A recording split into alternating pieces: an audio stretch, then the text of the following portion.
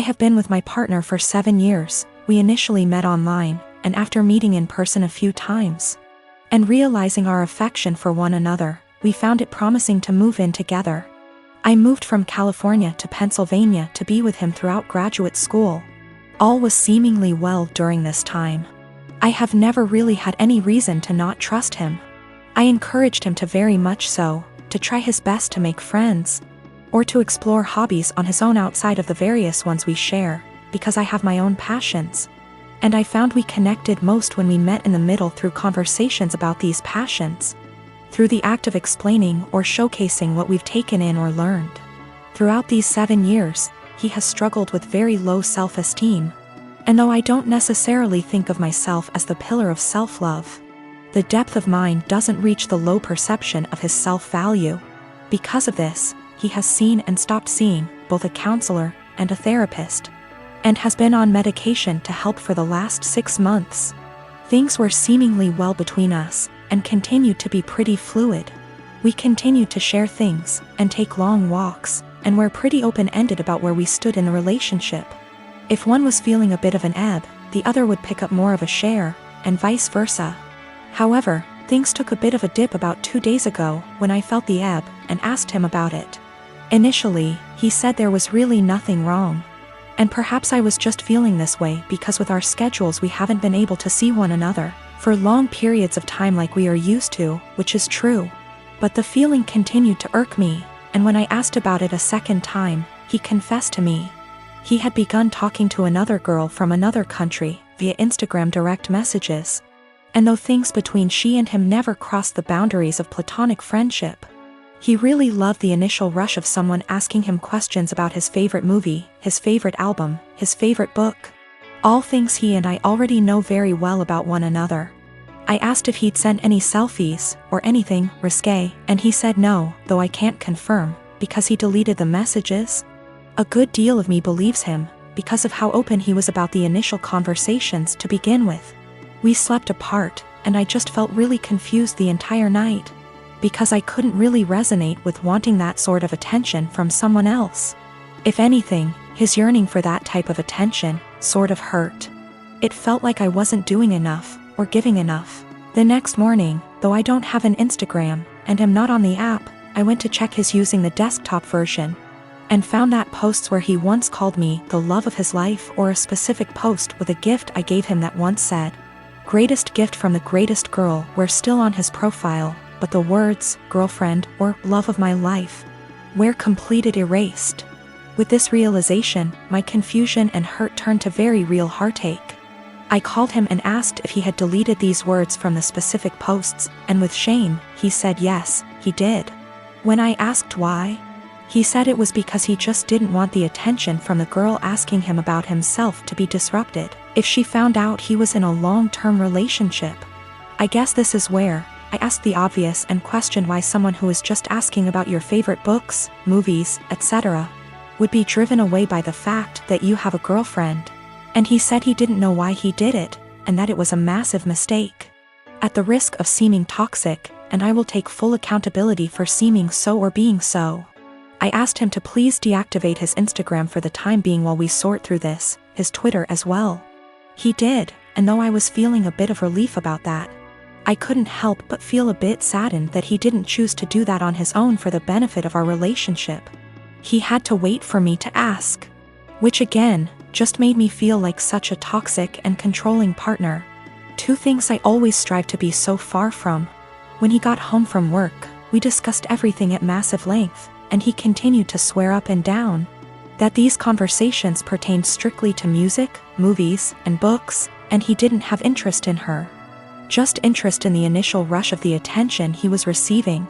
We read a few articles, and he broke things down to me as his self-esteem has never been lower. Despite his career as a doctor being at a high, and his finances in order, he felt things with his music weren't taking off. And with that came a feeling that he wasn't special, and it was nice for someone to make him feel that way. I felt shame and asked him if I wasn't doing enough or giving enough to him to make him feel that way. He said, I defiantly was.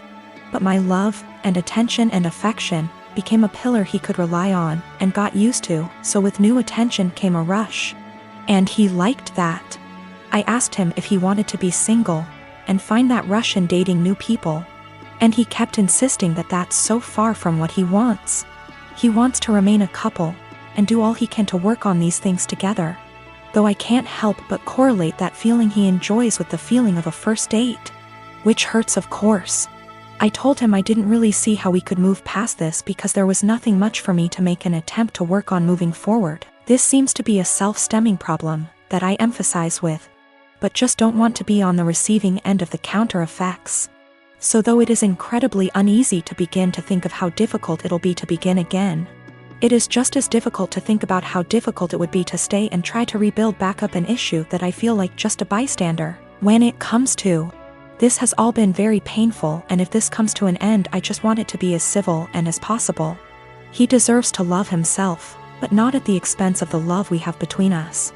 I deserve love that is stable and comforting, and not laced with newfound paranoia.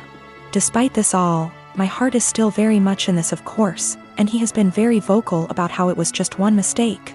Nothing happened, we can work through this, etc. And I secretly keep hoping he will make a step, any step really, to showcase these words and implement action, seek a new therapist. Find the two of us a relationship counselor, buy a book on self-help or on how couple conquer affairs, anything at all. Without me having to be the one to ask him. I just want him to have that yearning that he continues to say he has, but instead of saying it, I was him to show me. That makes me irrational or just plain dumb. I believe to be in a state where I can handle either answer. Or something completely different just the same. Do all think I'm blowing something completely out of proportion? Given how this was an exchange of conversation between him and another girl for just a few days. And his erasure of me on his profile was only for about 2 days? This has been a first in this relationship, this has been a first in my life, truthfully. I just felt completely vulnerable and isolated. Yesterday, I wanted to surprise him by cooking one of his favorite meals, and although I was busy, I took time off work to cook. I even went grocery shopping to get what I needed. Later, as I was setting the table, his mom called. I told him he didn't have to answer, but he did. Like usual, she asked what we were having but acted surprised that I cooked this meal. She then went on to tell him she cooked meal and told him to come over. He said okay, which shocked me. I said, seriously? As he started dressing up getting ready to leave. He told me no offense, but this meal that his mom cooked was even more of a favorite than the one I cooked. And grabbed his keys and left. I felt awful. I took his plate and threw it out, then ate my portion. As I was about to put the plate in the dishwasher, he got home looking angry, saying his mom lied about cooking that favorite meal and used it as an excuse to force him to eat dinner with her. I was shocked, but he sat down telling me to go ahead and reheat dinner. I told him no dinner after he abandoned it. I threw it out. He said what? And I told him he disrespected my time and effort and chose to go eat with his mom instead. He began yelling at me, asking if I really did that, then called me petty and horrible, then went upstairs saying what I did was 100 times worse than what his mom did. I definitely feel like I let my anger and frustration get the best of me, but it really felt unbearable having to live like this for so long. By the way, I'm 26 and he's 28. To make one thing clear, and that's the fact that my husband only does this when it comes to food. He lived with his mom, attended community college, and loved and still loves her food and is used to it. She gave me recipes to make and I try to do that, but he keeps switching homes just to eat what he feels like. I will be sitting down with my husband soon. After he breaks the silence, I'm just giving him the space he said he wanted. I will also be pushing for couples counseling, although he's always been against it, but we'll see how things go. I'm not gonna lie, I still feel upset and like my efforts aren't being appreciated. His mom is definitely onto something with her little upsetting stunts. I realize how important boundaries are, but also realize how enforcing can be difficult. I'm hoping and praying that we will tackle this issue so that our marriage won't suffer, but if he's still somehow unable to do his part, then that's on him, and I'm no longer willing to go through similar stuff and just take it. In the past month, my older brother's fiancée left him. This meant he lost his house because the home they lived in was in her name. He lost his vehicle because what he was driving was her old car. He also lost his job because he was so focused on his breakup that he was constantly making mistakes. He moved in with our parents who live about 5 minutes away from my husband and I. I do have a lot of sympathy for him. He literally has nothing, no home, no car, no job, no relationship. The problem is, this is third time this has happened to him. That's right, he has had 3 fiancées leave him now, and every time he winds up losing everything. He has had 2 cars impounded because he gets so upset over his breakups he loses his job and can't make payments on his vehicles. My parents and I have bailed him out of these situations every time. I even paid off his back payments on his car, paid for his dog's vet bills, and paid some of his rent before. My parents and I have literally spent thousands of dollars trying to help him. Each of the past 2 times he winds up moving back in with my parents who are in their late 60s. While we pay for everything for him, whenever he goes through a breakup he becomes a total jerk. He spends every weekend with his friends out camping or vacationing. How he pays for it I have no idea. After the second fiancé he took a trip to Fiji with his friends but couldn't afford to pay his rent. He mostly ignores me unless he needs money, which, during this breakup I am refusing to help him out at all. The worst part is he treats my parents like garbage. If they ask him questions like, "Have you been looking for a job?" he will yell at them. He has no problem eating the food they provide for him and living in their house rent and utility free. And driving my mom's brand new car, which she got because he totaled her last car, but makes them absolutely miserable. My mom told me he will yell at them, call her stupid, trashes their house, sleeps all day, and leaves the care of his dog up to them. Every time I see my mom lately it's obvious that she's been crying. The most recent event took place on Sunday. In an attempt to get him out of the house for a while I offered to take him out in our boat. He seemed super excited about it, and when he's excited he can actually be a lot of fun to be around. He tells me he's hanging out with friends but will be back in town Sunday afternoon. Sunday afternoon rolls around and he's nowhere to be seen. I get a text around 6 p.m. that he's decided to go to a local tourist destination with all his friends. They are going to tube down a river. I'm bummed because I was honestly looking forward to it and because my brother has once again chosen his friends over his family. But it's whatever, I honestly don't rely on him for anything, so it's not that big of a deal. But then I find out he's driving my mom's car and she has to be in her office early Monday morning. Then the peaceful protests in our town turn into full-on riots and my brother is still not home. At this point he can't get home because they've blocked off access to our town, so he just stays with his friends, and I wind up taking my mom to work. My dad tries to talk to my brother on Monday about how irresponsible he was, and my brother just yells at him, and then locks himself in my parents' basement for the rest of the day. My parents are miserable. They want to help and have always said they will do anything for us kids. But they are just enabling my brother every time they bail him out. My dad has major health problems that are being exacerbated by the stress my brother is causing. My mom has a history of severe depression that I see her slipping back into the longer my brother is with them. I'm really close to my parents and they are usually very fun people. The longer my brother stays with them I am seeing them become depressed, short-tempered, and miserable. I tried telling them to kick him out, one of his friends would surely take him in. But they insist that they don't want to leave him homeless. I can't convince them to kick them out, but is there anything else I can say or do that might get my brother to get his head out his ass and get a job? How can I get my brother to see his behavior towards my parents is unacceptable?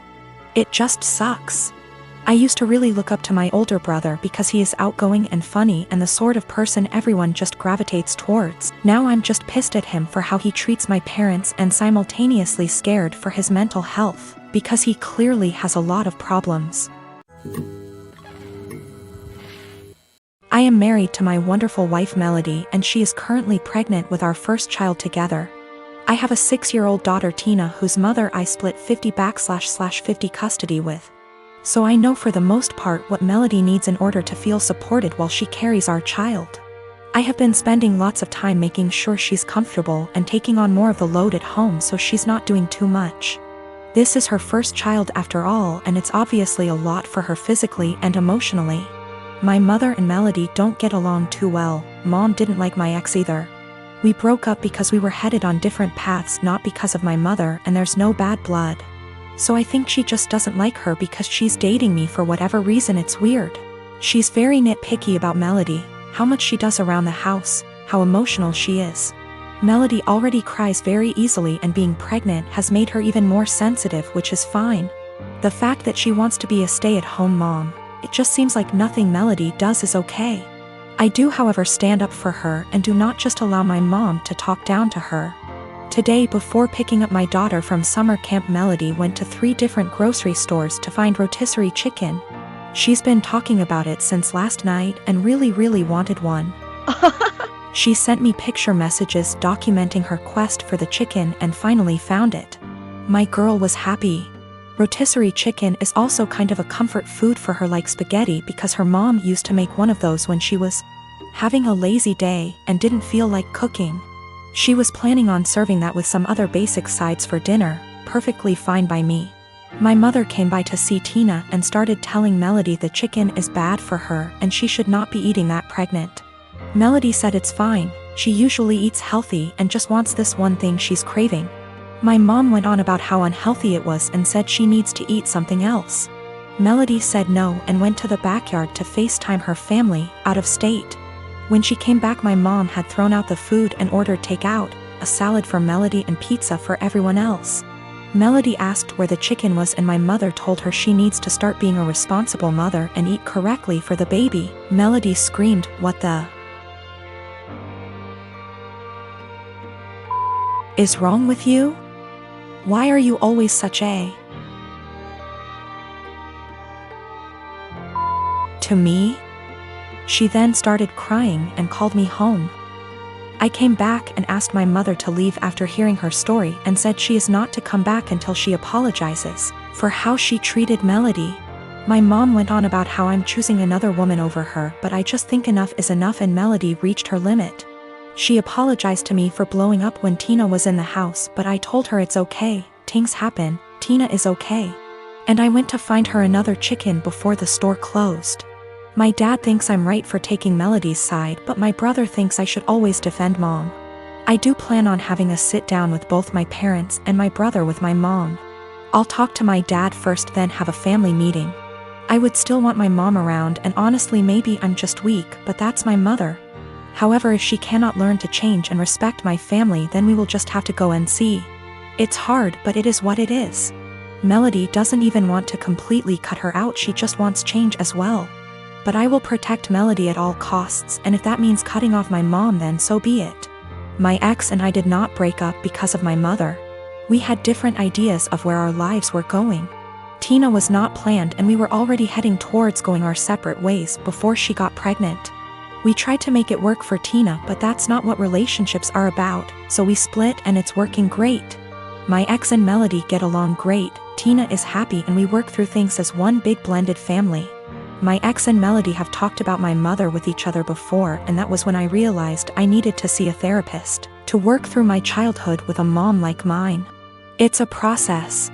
I'm working through it the best I can. Melody's pregnancy is going smoothly for the most part. Just exhausting and emotional, as she put it. Also, we're having a girl. We had our gender reveal.